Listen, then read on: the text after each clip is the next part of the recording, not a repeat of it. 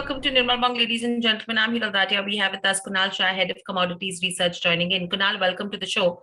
Kunal, my first question coming to you now is we're seeing some good correction coming in, especially with regards to crude. What's the sense that you pick up? I think, first of all, regarding the crude, okay, if you look at what is happening in crude, it has already breached $80, and the dollar index today morning was at 114.50, and right now it is at 113.20 because the other central banks are intervening in the currencies.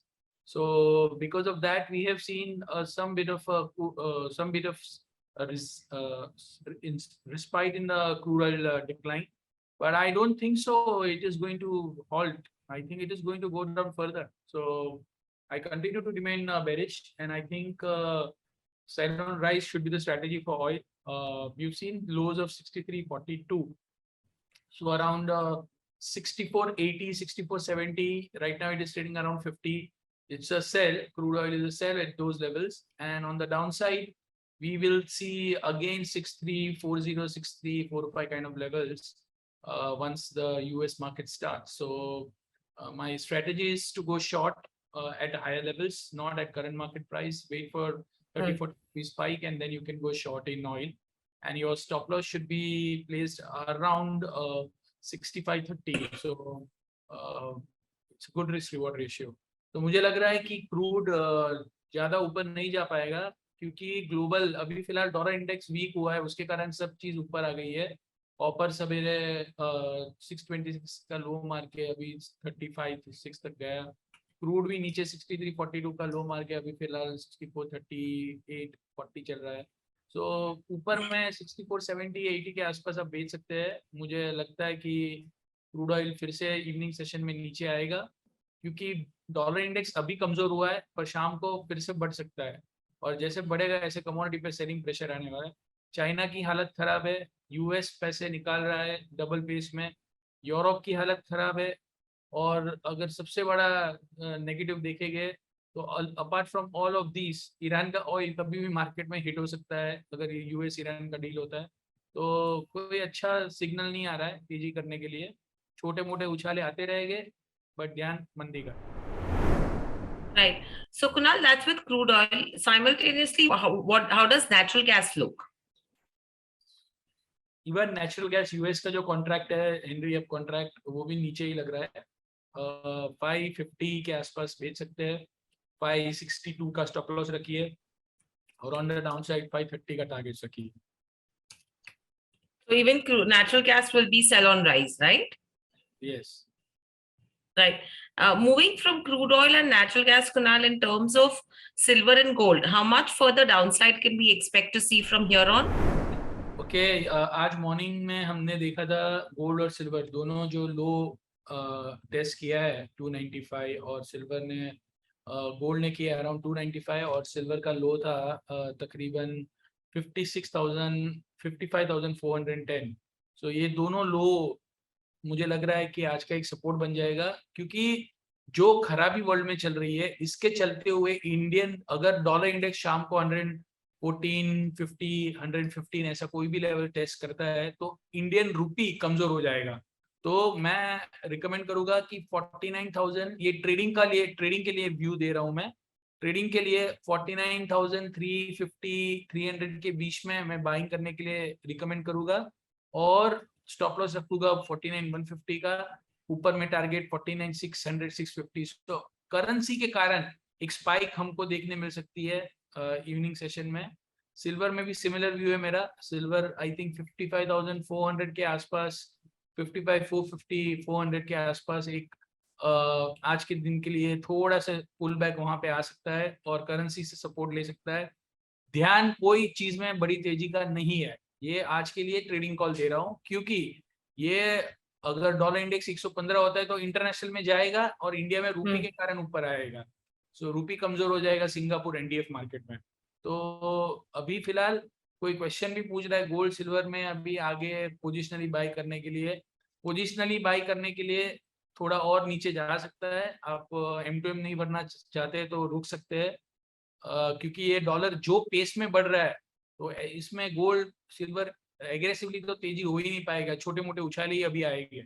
तो आपको अगर जहाँ पे dollar stable होके नीचे आना चालू होगा, that will be the time कि गोल्ड और सिल्वर में बाइंग करेगी, या फिर कोई जियोपॉलिटिकल न्यूज आ गए, ताइवान चाइना का इश्यू स्टार्ट हो गया, तो हम गोल्ड बाय करेंगे इमीडिएटली। उसके सिवाय हम फिलहाल पोजिशनल के लिए गोल्ड बाय करने के लिए इमीडिएटली नहीं बोल रहे। आप 1000-1500 रुपए नीचे देख सकते हो तो कर सकते हो, वरना नहीं। Right. And Kunal, overall, gold और silver में बाकी question है, someone has bought gold 4 lots at 49,600. What should he do? I think mister Vikrant has bought this, hold कर सकते हैं। मुझे लग रहा है आपको 750-700 तक के लेवल तो इवनिंग सेशन में मिलेंगे। आपने अगर ट्रेडिंग के लिए लिया है तो आप खड़ा रख सकते हैं, एक स्पाइक आ सकती है इवनिंग सेशन में। Right. Kunal, उसके अलावा if you move in terms of base metals, what's the view coming in? Metals में जैन मंदी ही है। किसी ने क्वेश्चन में भी पूछा है, पोजिशनली कॉपर का टारगेट 610 रुपए लग रहा है, पोजिशनली कॉपर का टारगेट। और मुझे अभी भी कोई 635-636 के बीच में कॉपर से है। जिंक ऑलरेडी 68 आ गया है, 5 रुपया नीचे है, तो जिंक भी मैं अराउंड 70-71 के आसपास फिर से बेचने के लिए रिकमेंड करूंगा। एल्यूमिनियम भी मैं बेचने के लिए ही रिकमेंड करूंगा 188 के टारगेट के लिए। तो हर एक को मेटल ऐसे माहौल में मेटल में उछाले ही आ सकते हैं, तेजी हो ही नहीं सकती है। So we are not going to see any significant upside in the prices of base metal. सबसे जो कॉन्फिडेंट ट्रेड है मेरे साइड से वो ऑलवेज मेटल्स रहा है, क्योंकि वो नो ब्रेनर है। The kind of economic scenario, China में हालत खराब है, यूरोप हालत खराब है, यूएस हालत खराब है। सो जो मेजर इकोनॉमीज है वो उनकी economic health day by day खराब होती जा रही है। मेटल्स कैसे चलने वाले हैं? सो सेल ऑन राइज, और ऊपर से डॉलर स्ट्रांग है। आज जो हम स्पाइक देखे हैं अभी फिलहाल, that is because of the dollar थोड़ा ऊपर के लेवल से हमको बिकवाली नजर आई है। पर जैसे मैंने कहा, शाम को अगर फिर से बढ़ जाता है तो क्या होगा? So I am not advocating any buy here. So again, overall view on base metals also remains bullish, right? Bearish. Sorry, bearish. Yes. Yeah. Okay. So that's the view coming in overall in terms of commodities market. I don't think so there are any new questions. Anything in terms of Kunal, the upside target in the dollar index? मैंने 114 कहा था, 114 आ गया अभी। I keep my fingers cross, ये शाम को फिर से बढ़ता नहीं है, बिकॉज 114-50 यहाँ से अगर ये बढ़ता है तो वर्ल्ड में सभी चीज में अनवाइंडिंग आना चालू हो जाएगा। सो अभी यहाँ पे कोई चीज का, कॉपर का डिमांड सप्लाई नहीं देखना है, कोई चीज का डिमांड सप्लाई पे अभी मार्केट नहीं मूव हो रहा है। अभी मार्केट एक ही चीज पे मूव हो रहा है, डॉलर की मूवमेंट पे। अगर डॉलर इंडेक्स और भी स्ट्रांग होता है, जो लॉजिकली हो भी सकता है, क्योंकि फेडरल रिजर्व ने कहा है हम लोग अभी कंटिन्यूअस एग्रेसिव रहने वाले हैं, इंटरेस्ट रेट भी बढ़ाते रहेंगे, सिस्टम में से पैसा भी निकालते रहेंगे। तो अगर वो लोग ऐसे करते रहे तो कैसे डॉलर इंडेक्स भी अटकने वाले? So everyone is buying dollar right now. जब वर्ल्ड में रिस्क आया है, जब हम 2008 देखेंगे, या जो भी बीच में जो क्राइसिस आई है, इवन कोविड क्राइसिस आई थी वो, सो जब वर्ल्ड में क्राइसिस बढ़ती है तो डॉलर में बाइंग करते हैं लोग। So in order to protect themselves, क्योंकि डॉलर बढ़ता ही है रिस्क अवर्जन में।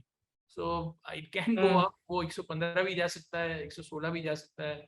सो मेरा अभी भी मानना ऐसा है, बहुत कॉशियसली ट्रेड करना चाहिए। और बहुत इंपॉर्टेंट चीज मैं अपने व्यूअर्स को कहना चाहूंगा, एक चीज आप समझिए, कमोडिटीज में सब कमोडिटी के मार्जिन बहुत हाई है, तो इंटरनेशनल एक्सचेंजेस में भी लिक्विडिटी कम हो गई है, तो प्राइस स्विंग्स बहुत ज्यादा आएगी। फॉर एग्जांपल, आपने कॉपर में कॉपर सेल किया है, आपको लगता है ये 3-4 रुपया ही बढ़ेगा, कुछ भी थोड़ा सा भी पॉजिटिव न्यूज आ गया, वो जोर से 8-10 रुपया बढ़ जाएगा और फिर बाद में धीरे धीरे नीचे आ जाएगा, क्योंकि इंटरनेशनल एक्सचेंजेस में हायर मार्जिन के कारण वॉलेटिलिटी बहुत ज्यादा बढ़ गई है, लिक्विडिटी थोड़ी कम हो गई है।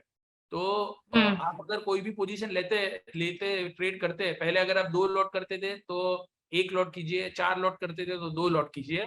बहुत ही ऊपर नीचे आपका व्यू राइट जाएगा, पर ऊपर नीचे में आपका स्टॉप लॉस बच जाएगा। सो मैंने जो भी रिकमेंडेशंस दिए आज इवनिंग में, अभी इवनिंग सेशन में, उसमें आप एक ही चीज का ध्यान रखिए, बहुत ज्यादा क्वांटिटी मत कीजिए, क्योंकि वॉलेटिलिटी बहुत ज्यादा मैं एक्सपेक्ट कर रहा हूँ इवनिंग सेशन में, every day from now onwards. और व्यू जो है मेरा जो व्यू है आपको डायरेक्शन मैंने दे दिया है। अब छोटी क्वांटिटी में काम करते हैं। अभी ओवरऑल कमोडिटी में कोई भी कमोडिटी में तेजी का ध्यान नहीं है। जो भी चीज में मैंने तेजी बोला है वो इवनिंग में एक उछाले के लिए बोला है। बाकी कोई भी कमोडिटी में लंबा तेजी होने वाला है नहीं, इतना आप समझ के चलिए। ये मेरा macro Right. So that's the overall view coming in for the commodities market as a whole as well. Thank you, Kunal. Thank you, participants, for joining in. Subscribe to our YouTube channel for in-depth interviews of India Inc. and press the bell icon so that you do not miss our updates.